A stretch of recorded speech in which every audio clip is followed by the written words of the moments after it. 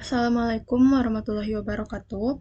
Halo teman-teman, perkenalkan nama saya Iklim Azhara Fiazar Aulia dengan NIM 2211E1003.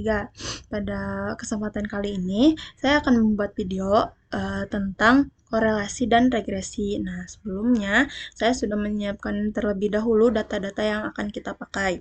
Nah, tujuan dari korelasi dan regresi ini adalah untuk menganalisa apakah data variabel satu dan variabel lainnya memiliki hubungan yang signifikan atau tidak. Nah, dalam video ini ada absorban dan konsentrasi. Nah, kita akan menganalisis apakah absorban dan konsentrasi ini memiliki hubungan yang signifikan atau tidak.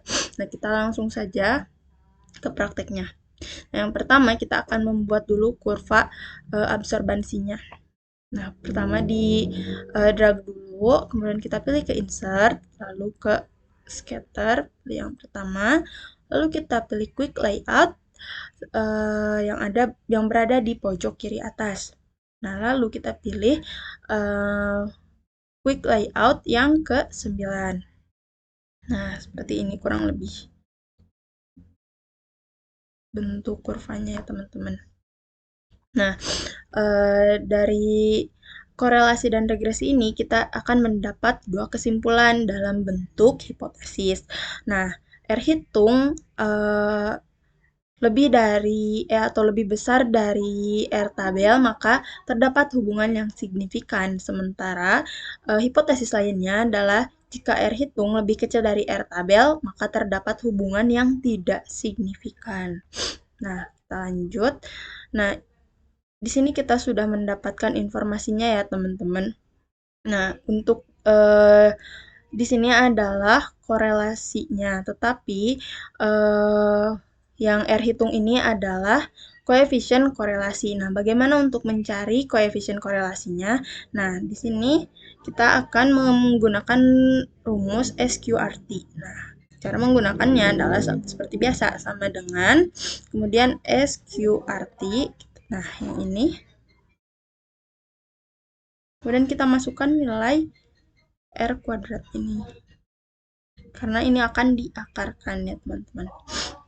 0,9967.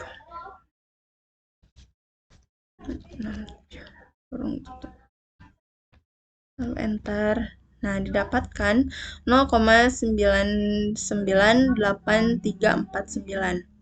Nah, untuk dB-nya ini adalah N dikurangi 2. Nah, N ini adalah jumlah keseluruhan dari data dikurangi dengan 2.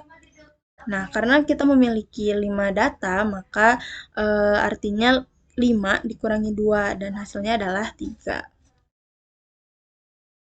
Nah, untuk R tabelnya ini adalah memiliki tingkat kepercayaan 95%, yang mana nilainya itu adalah 0,878.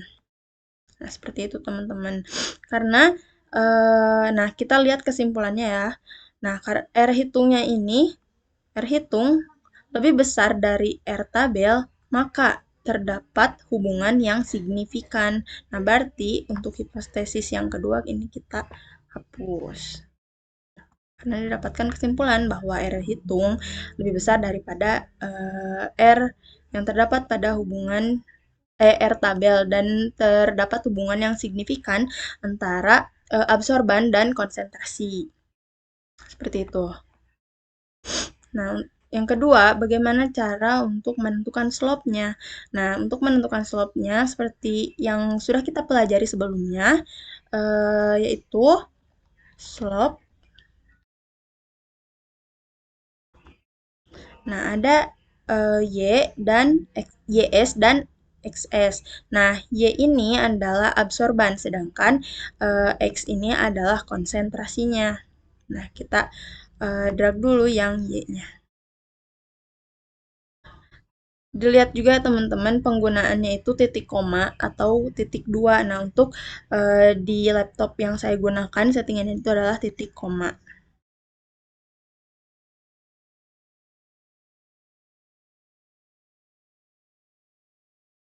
Nah, dia akan otomatis berpindah. Sehingga jika sudah berpindah gitu, kita tinggal drag aja yang konsentrasinya atau yang X-nya. Kemudian kurung tutup, lalu enter. Nah, didapatkan slope-nya ini 0,00 sekian. Kemudian intercept. Intercept-nya ini sama seperti yang kemarin kita buat ya teman-teman. Intercept. Nah, di sini juga sama, ada Y dan ada juga X-nya. Nah, Y ini kita drag dulu yang absorban. Setelah itu, beri titik 2 dan drag yang konsentrasi karena sebagai X. Kemudian kurung tutup dan enter. Nah, kemudian kita kita cari koefisien korelasi R atau R hitungnya. Sama dengan korel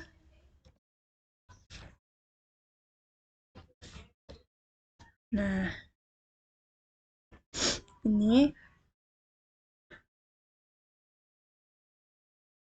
ada array 1 dan array 2. Nah, ini adalah array 1. Array 1, kemudian titik koma,